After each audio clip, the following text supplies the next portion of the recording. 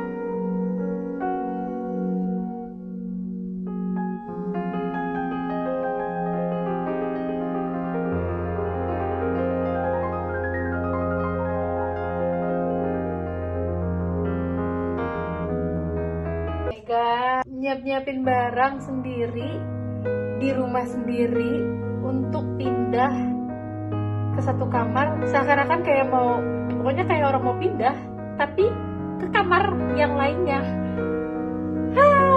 Ada aja ngerasain juga kayak begini, tapi bersyukur alhamdulillah yang lainnya udah pada negatif. I'm so happy.